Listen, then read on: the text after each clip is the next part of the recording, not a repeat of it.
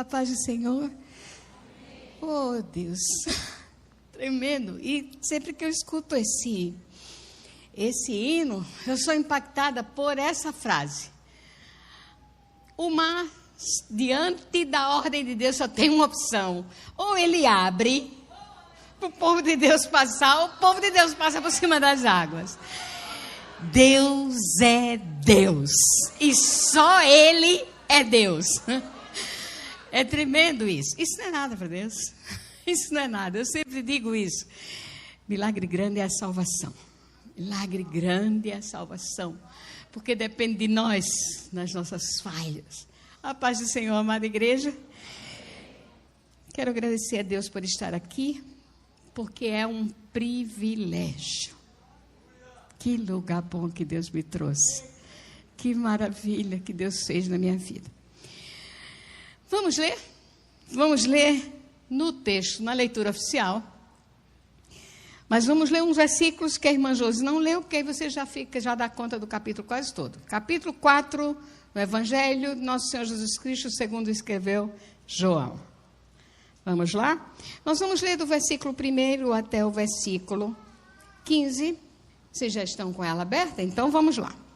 Diz assim a santa palavra de Deus. E quando o Senhor veio a saber que os fariseus tinham ouvido que Jesus fazia e batizava mais discípulos do que João, ainda que Jesus mesmo não batizava, mas os seus discípulos, deixou a Judéia e foi outra vez para a Galiléia.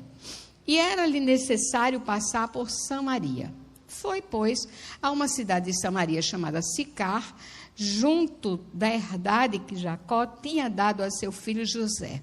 E estava ali a fonte de Jacó. Jesus, pois, cansado do caminho, assentou-se junto da fonte, e era isso quase a hora sexta, ou seja, meio-dia.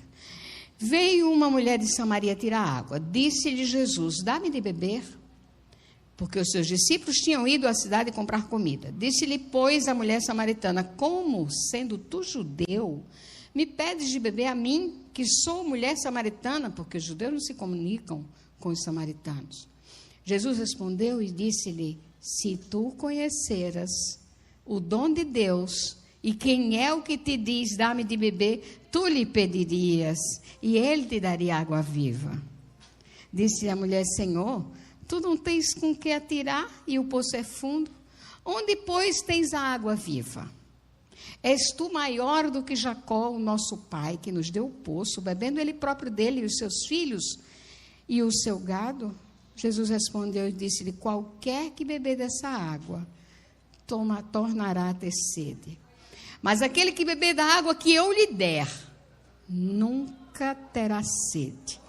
Porque a água que eu lhe der, se fará nele uma fonte de água a jorrar para a vida eterna. Disse-lhe a mulher: Senhor, dá-me dessa água para que eu não venha mais, para que eu não mais tenha sede e não venha aqui tirá-la. Amém? Podem sentar. Essa história está no livro, tá? Essa história está no livro. E vocês vão gostar da maneira como ela está tratada no livro. Eu, se fosse vocês, compraria alguns para presentear para pessoas. Eu vou fazer isso. Tá bom, tá muito bom. Tá muito bom. Eu chorei durante a leitura do livro todo. Eu chorei impactada com as experiências pessoais de cada uma das autoras. E foi uma experiência muito forte para mim, porque eu confesso uma coisa que tem no livro, que eu não vou contar aqui, é óbvio, porque eu morro de vergonha. Quem lê vai entender que eu estou falando um particular, um segredo que está lá. Não vou dizer, tem uma coisa lá que me envergonha, que está no texto que eu escrevi. Quem quiser saber esse segredo vai ter que ler, porque eu não vou contar aqui, porque eu tenho juízo. Essa história é muito interessante por vários sentidos. Já foi pregado no primeiro dia. Mas Deus nos faz sempre entender coisas. Outro dia a gente conversava, a irmã Maria Helena, falávamos sobre isso. A gente está lendo a Bíblia e de repente, meu Deus, parece que eu nunca li isso aqui. Deus traz uma compreensão nova. Não é que a palavra se renova a cada manhã, quem se renova é a misericórdia de Deus. A palavra é uma só. Permanente, eterna, infalível, perfeita. O livro fechadinho, não tem mais nada para acrescentar. Quem inventar de acrescentar ganha mais pragas. Não é melhor, não é bom fazer isso. E quem tirar alguma coisa também perde bênção. Então, é melhor não mexer nela. Está fechado. Mas é perfeita a palavra de Deus. Ela vem ao encontro do nosso coração naquilo que a gente mais necessita. E Deus falava comigo desde antes dos 12 dias. Deus falando comigo sobre esta sede de que Jesus falou. Essa história tem várias coisas que quem estava aqui no primeiro dia viu uma aula maravilhosa sobre esse texto. Inclusive uma aula histórica, que eu provavelmente não seria capaz de dar. Fez um apanhado da cultura bíblica aí, perfeito. Eu não vou me meter nessa seara. Mas, alguns detalhes aqui, eu e você precisamos prestar atenção. A Bíblia diz que o texto registra que era necessário Jesus passar por Samaria. Se a gente passa rápido aqui, a gente pensa assim, era necessário porque era caminho. Não, não era caminho. Era o caminho mais longo, era o caminho mais difícil. E não era necessário por obrigação geográfica e mais ainda, por se tratar de uma terra de samaritanos, não era necessário coisa nenhuma. Pelo contrário, era proibido. Não era para ir por ali. Só que Jesus não tem a perspectiva que eu e você temos. Jesus não olha para ninguém do jeito que a gente olha. A gente olha e vê a aparência. Às vezes a aparência não diz nada real. Às vezes a aparência é só uma camuflagem.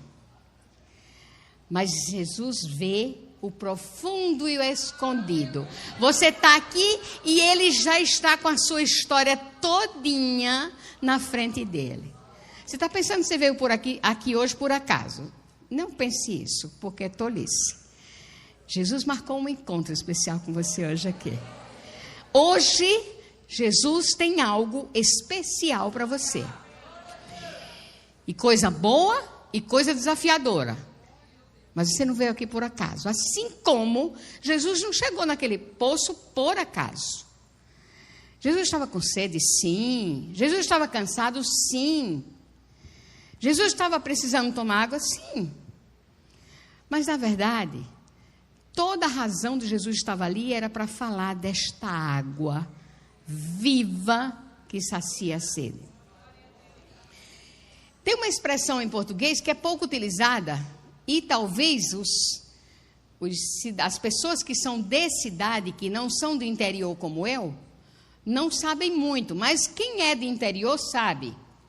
Água viva, quando Jesus estava falando aqui, esse povo sabia do que se tratava. Água viva trata de um olheiro de água, uma fonte, que essa expressão olheiro nem todo mundo sabe o que é, mas é uma fonte que pode jorrar da pedra, da areia. Ela sai de um lugar que não tem um rio correndo, ela brota do chão. E eu vi muito isso quando eu era pequena. E fica fervilhando a água. E aquela água é puríssima, porque ela vem de fontes subterrâneas. E é chamada de água viva, por ser puríssima. E Jesus estava falando para essa mulher que a água daquele poço, ela precisava ir com frequência pegar água para saciar a sede física, mas ele estava dizendo, eu tenho algo melhor. Porque Jesus disse, eu sou o pão da vida. E o pão da vida, chamado Jesus, quem participa dele tem vida eterna. A gente, se comer o pão daqui, que sacia a nossa fome, no outro dia tem fome de novo. Se não comer por um determinado tempo, pode morrer. Nós precisamos nutrir o nosso corpo físico. Mas o pão de Deus, Jesus, o pão da vida, ele nos alimentando, nós temos a garantia da vida eterna com Deus. E ele disse que era água que sacia a sede, a água viva, a água puríssima, a água que não tem defeitos, a água que vai lá no mais profundo e escondido do coração humano. Ninguém conhece tua sede, ele conhece. Ninguém conhece tua necessidade. Ainda que você fale, ou as pessoas não entendem, às vezes não prestam atenção, às vezes entendem errado, Mas Jesus sabe qual é a sua sede. Jesus sabe qual é a sua necessidade. Essa mulher, ela ia ao meio-dia. E o pregador do dia primeiro explicou. Ela ia ao meio-dia, nesse horário que ela ia, não era um horário normal de mulheres, as mulheres que tinham esta obrigação de pegar água. Mas não era o normal. Essa mulher ia porque ela, além de tudo, ela tinha uma vida desregulada. Uma vida que deixava ela à margem da sociedade. Era uma mulher que vivia sob suspeita, ela não podia estar perto das outras moças. As moças que iam pegar água eram moças virgens. As roupas demarcavam quem era quem. E aquela mulher não podia. Na continuação do diálogo, quando Jesus fala com ela e ela diz, ele manda ela chamar o marido, ela diz, eu não tenho marido. Jesus disse, disseste bem. Tiveste 5 e o que tu tens agora não é teu. A gente já entendeu como era a vida desta mulher. E Jesus não a julga, porque essa é outra coisa muito linda. Jesus não condena e não julga, porque esse é um detalhe que pouca gente pode entender. O alcance do Evangelho de Nosso Senhor Jesus Cristo não é para uns poucos, é para toda criatura. A misericórdia de Deus não é para os que têm merecimento. Mas não estão fora os que têm algum merecimento. É para qualquer um.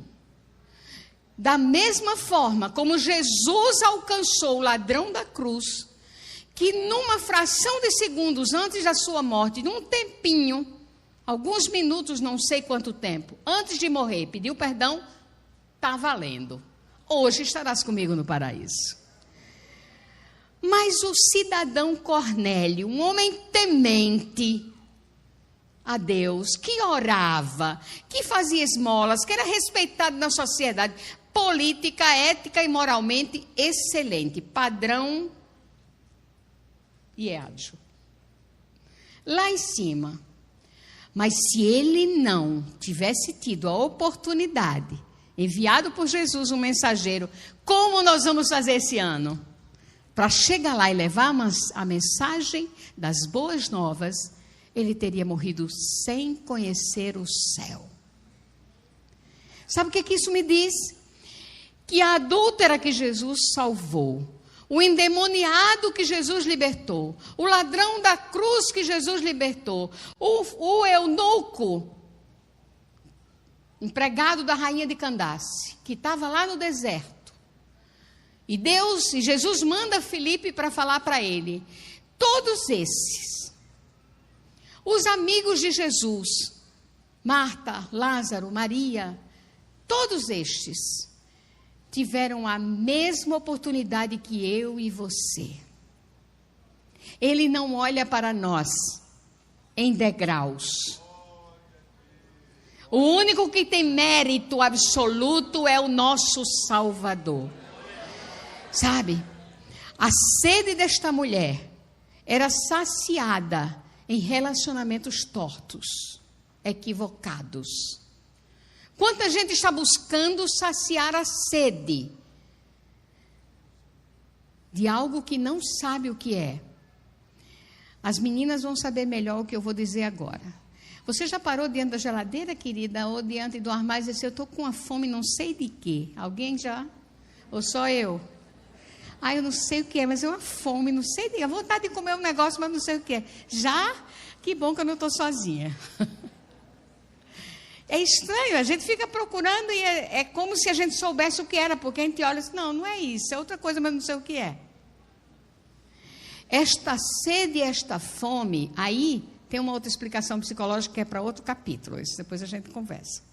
Tá? Na reunião do discipulado a gente fala sobre isso, né, pastor Jari? O que é esse outro negócio?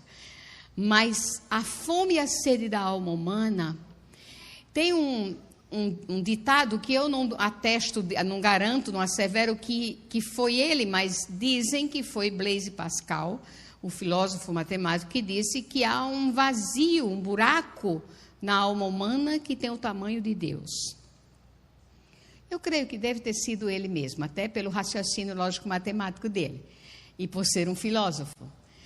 Mas olha, seja como for, o pensamento está valendo. Tem um buraco existencial no ser humano que tem o tamanho de Deus.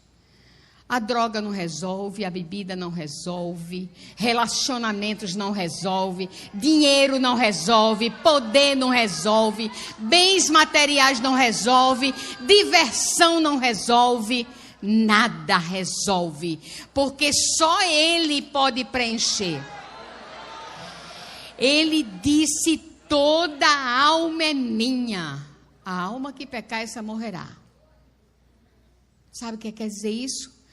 Na hora que Deus soprou a vida, soprou o fôlego de vida, não foi só uma questão biológica que se resolveu ali, foi existencial e espiritual. Essa alma que Ele colocou em nós, ela sabe quem é o dono dela.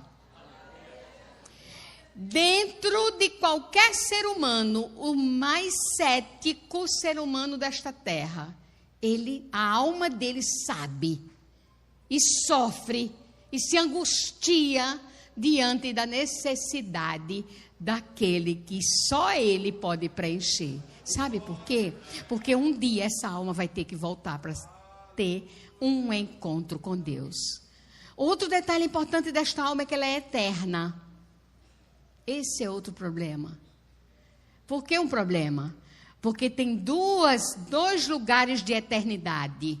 E a alma sabe, por revelação natural, sabe, porque Deus deu essa ciência à alma.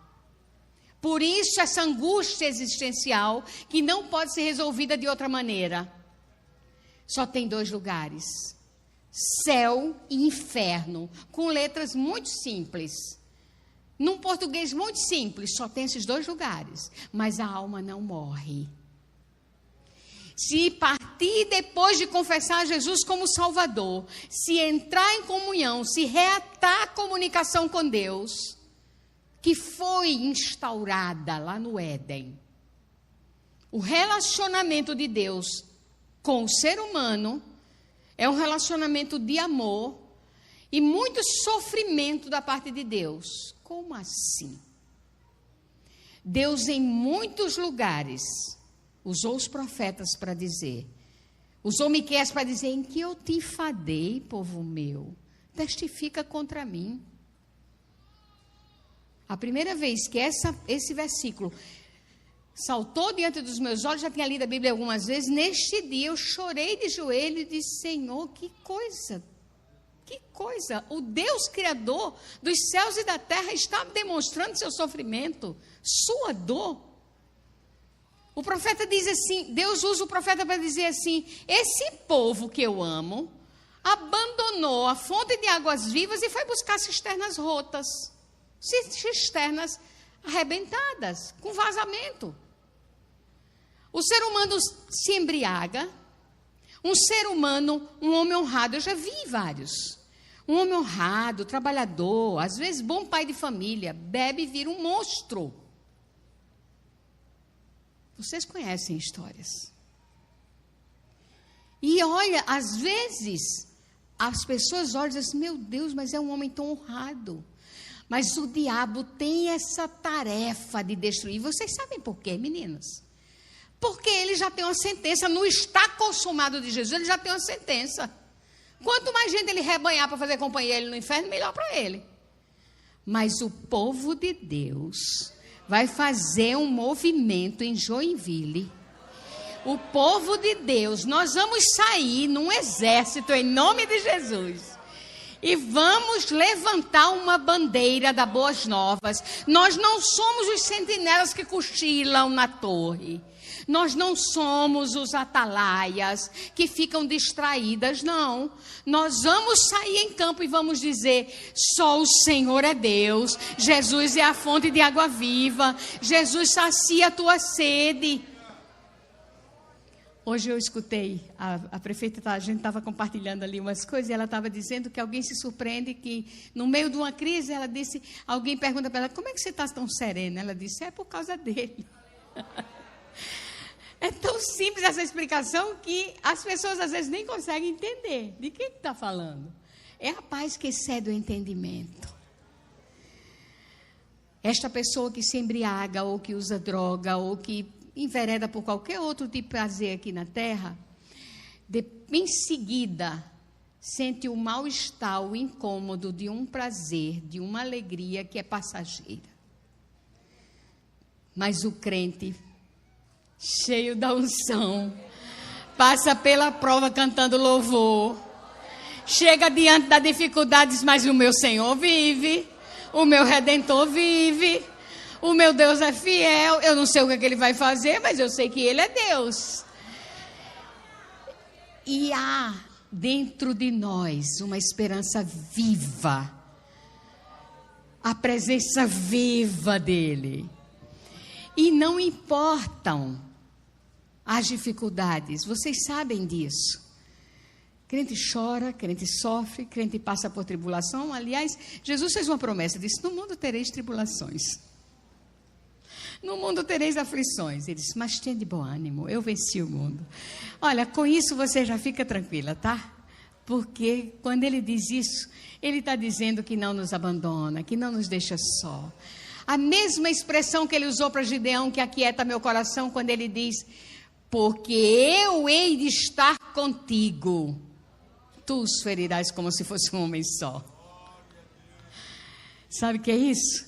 Ele está dizendo que é ele o dono de todas as coisas, e você passa a ser propriedade exclusiva do Senhor. Esse vazio da alma humana, que não pode ser preenchido por nada, nem por ninguém, continua sendo buscado. Esta mulher teve uma experiência muito interessante. Ela ficou já impactada pelo fato de ele saber a vida dela sem ela ter contado. Mas preste atenção uma coisa. Quando essa mulher sai de perto de Jesus, que inclusive é curioso, porque me chamou a atenção quando eu era adolescente, assim, e por que ela deixou o cântaro? Quando eu era adolescente, foi a primeira pergunta que eu fiz no texto. Por que ela deixou o cântaro? Por que ela não levou? Provavelmente já tinha água. Por que ela não levou? Ninguém nunca me contou. Em casa ninguém nunca me explicou. Deixou que eu mergulhasse nessa história. Mas eu passei a entender. Porque o cântaro já não era tão importante, não.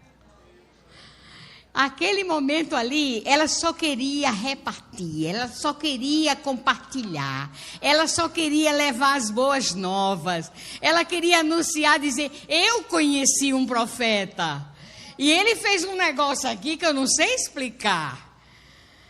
Olha, tem algo que o Senhor faz, novo, diferente. Só sabe quem experimenta. E eu digo para vocês que eu não consigo explicar como é. Eu só sei que é uma coisa que as pessoas, uns dizem assim, é uma coisa boa. É um negócio que eu não sei explicar. Eu sei que cada um tem nas suas emoções e nos seus sentimentos reações diferentes. Mas é a serenidade de que a senhora falou, é uma paz que vai além da nossa compreensão, mas é algo que acontece e sabe o que é? É que Ele, o Deus dos deuses, o Senhor dos senhores, com o seu Santo Espírito, Ele passa a habitar dentro de você. Ele ocupa um lugar que estava faltando. E aí você descobre que todas as coisas passam a ser pequenas, insignificantes. Isso é menor. Isso é só uma questão, um detalhe. Mas ele passa a ocupar um lugar muito primordial. E nesse lugar que ele ocupa, a alma saciada sente paz. Paulo escreveu dizendo que reconciliados uma vez, justificados uma vez em Cristo Jesus, temos paz com Deus. Sabe por quê? Porque Ele, Deus, nos fez agradáveis a si no amado. Esse texto é muito lindo. Ele fez que a gente ficasse agradável e cheiroso. Sabem disso? A gente ficou cheiroso para Deus, porque o pecado cheira mal. Mas quando nós trazemos em nós o bom cheiro do conhecimento de Cristo, a gente passa a ser agradável e cheiroso para Deus. E aí a Bíblia diz que quando o espírito, quando o inimigo se levanta para nos destruir, o Espírito do Senhor arvora a bandeira. Você tem dono agora. Ao redor tem uma quantidade de anjos que você não pode descrever. O anjo do Senhor acampa-se ao redor dos que o temem e os livra. Essa é a alegria de quem bebeu da fonte da água viva. Essa é a alegria de quem conheceu a plenitude de estar com Deus no seu coração. Jesus, como já foi dito, Jesus não foi um mártir. Jesus, como disse o pastor, quem pensa isso não entendeu nada. Jesus disse, ninguém tira a minha vida. Eu mesmo a dou para depois tomá-la de novo. Ele ofereceu-se em sacrifício. Eu e você estávamos condenados à morte eterna. Se eu morro com Cristo, eu vou para o paraíso, vou esperar a ressurreição dos mortos, mas eu já estou garantida. Se Jesus voltar agora, Maranata, Maranata, se Jesus voltar agora, nós vamos nos encontrar com o nosso rei ali nos ares, ele vai dizer assim, vinde, benditas de meu Pai, vinde, meninas da Alfadeville, vinde, queridas do círculo de oração, vinde, amadas minhas, vinde, amados meus. Ele vai dizer isso e nós vamos subir. Nós, os vivos, seremos transformados. Ele vai vir, ele vai vir. Todas as promessas se cumpriram aqui. As que se cumpriram até agora são a prova cabal de que ele não falha. E uma das promessas que a gente está esperando é a volta dele. Assim como os discípulos viram ele subindo, lá em Atos 1 e 2, aquele momento é muito magnífico, que aqueles discípulos estão olhando para cima, meu Deus. Eu estava lendo o livro do pastor Sérgio e o livro dizia, me chamou a atenção, eles estavam com foco equivocado. E eu disse ao meu esposo, eu nunca tinha prestado atenção, sim. Eu teria ficado também com a cara para cima, olhando. Jesus subiu, o meu Jesus foi. E cadê ele? A nuvem cobriu. Eu teria ficado um tempão olhando para cima. Foco equivocado. Eles já tinham uma ordem. Vão para Jerusalém, espera lá, até que do alto sejais revestidos. Eles já tinham uma tarefa, já tinham a missão, não é para ficar olhando mais para cima. Porque o rei já disse que ia voltar. Ele já tinha declarado tudo. Mas quando eles ouviram a voz, que Deus em sua misericórdia conhece as nossas fragilidades, e disse, varões galileus, por que estáis olhando para os céus? Esse Jesus que dentre vós foi recebido em cima do céu, há de vir, assim como para o céu o vistes ir. Jesus está voltando, igreja. Jesus está voltando. E se eu e você não anunciar, a gente está em pecado. Sabe disso? Em pecado. Quem sabe fazer o bem e não faz, é pecado. O sentinela que está em cima, estava em cima da torre nas cidades fortificadas. Se ele não avisasse, a cidade seria destruída. Se nós não avisarmos, esse mundo está caminhando com uma viseira nos olhos, na direção do abismo. Você está vendo as pessoas estão pior do que nos dias de Noé. Não estão só casando e dando-se em casamento, estão vivendo como lhes dá na telha. E é uma caminhada a passos largos na direção de um abismo sem fim. E o pior é que essas pessoas estão sendo convencidas por Satanás de que na morte termina tudo. E não. Vão ter um terrível encontro ainda de julgamento. E no dia do julgamento, no grande trono branco, essas pessoas vão ter um encontro fatal, sem possibilidade. E neste dia, o diabo, o inferno, que a chave do inferno está na mão de Jesus, o inferno vai ser aberto, o diabo vai ser jogado lá com seus anjos e toda essa gente que morreu sem Deus. E eu e você estamos fazendo o quê? Eu e você precisamos tomar posição, precisamos agir urgentemente. Se você não tem ainda no seu coração a maneira como você vai chegar para as pessoas, o livro vai dar muitas estratégias fáceis, acessíveis. Mas eu lhe recomendo, põe seu joelho no chão e diga, Senhor, eis-me aqui. eu quero ir. Não sei como fazê-lo. Eu garanto a você que ele vai lhe capacitar. E ele vai botar gente na sua frente. E você vai se ver pregando o evangelho de uma maneira que você não pensou ser capaz. Isso é garantia dele, porque o maior interessado em arrebatar as almas da mão de Satanás é Deus. Porque se não fosse assim, ele não teria dado o seu único filho, o seu obediente, perfeito filho, em sacrifício por nós. E não amou os crentes na igreja, não. Ele nos amou quando nós éramos ainda pecadores. Ele nos amou para tirar do lamaçal do pecado. Ele nos amou para nos tirar das trevas para a sua luz.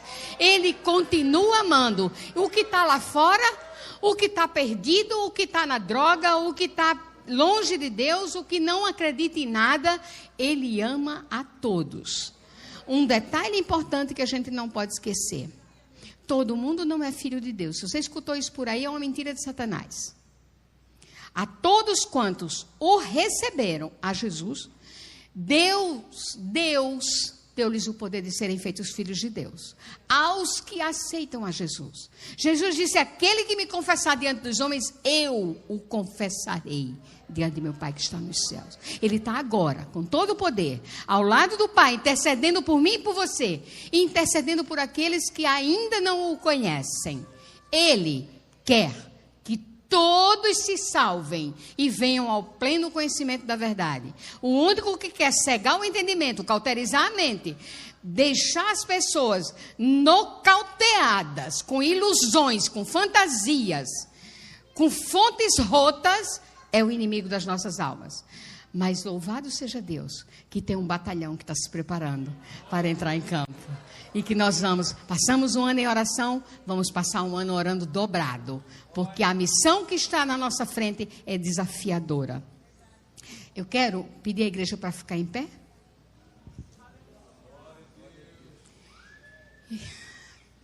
Sim. E eu vou pedir às irmãs de oração, a todas as irmãs, a todos os irmãos que estão aqui, que fiquem em espírito de oração, fiquem orando e intercedendo. Tem gente aqui que precisa hoje de um reencontro com Deus. Aqui. Tem gente aqui que já conheceu a Deus, mas hoje precisa do reencontro. Hoje precisa reabilitar sua comunicação. E neste lugar, venha em nome de Jesus. Glória a Jesus. Glória a Jesus. Glória a Jesus. Tem mais. Tem mais. O Espírito de Deus diz. Tem um reencontro. O Senhor está hoje aqui, marcou um encontro para dar um abraço. O Senhor quer hoje reabilitar você. Tem uma história nova que Ele vai escrever na sua vida. Tem uma página que vai ser rasgada.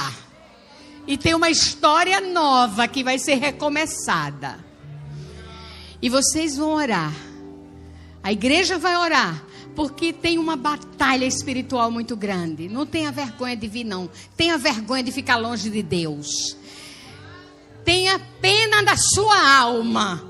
E diga, eu sim, eu quero. Só diga isso, eu quero. Canta. Quero voltar ao início de tudo. Encontrar-me contigo, Senhor. Quero rever meus conceitos, valores, eu quero reconstruir. Não se detenha, o Senhor está lhe chamando. É reencontro, é reencontro. Tenha coragem, venha em nome de Jesus. Venha em nome de Jesus. Deus escolheu esse dia hoje para você. Você vai receber um abraço especial do Mestre, do Rei dos Reis, do Senhor dos Senhores. Vem em nome de Jesus. Vem em nome de Jesus. Vem em nome de Jesus. Saia do seu lugar E venha por fé, venha com coragem, venha com determinação. Deixe Deus mudar na sua vida o que você não pode mudar sozinho. Deixe Deus fazer por você o que você não conseguiria fazer. Mas Ele vai fazer. Ele vai fazer por você. Quem precisa de um reforço de fé, de ânimo, de alegria, de motivação, venha também. Os lavados e remidos do sangue de Jesus que hoje sentiram que precisam de renovo, que precisam fazer um renovo com Deus. Venha em nome de Jesus, para Deus renovar sua fé, para mudar o que precisa ser mudado e você sair daqui mais motivado, mais motivada, mais animado, mais encorajado, mais disposto para trabalhar na seara do Senhor. Deixa Deus agir na tua vida. Venha, venha em nome de Jesus.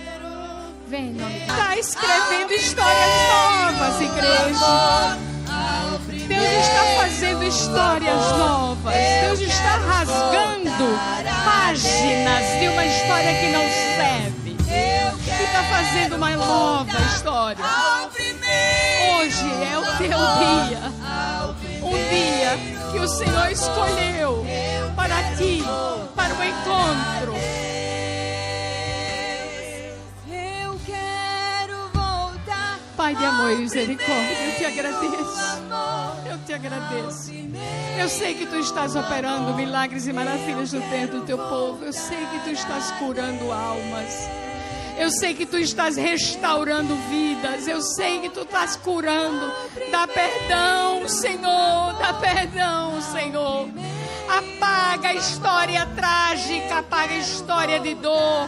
Apaga mágoas, ressentimentos. E hoje, risca histórias velhas e faz uma nova história.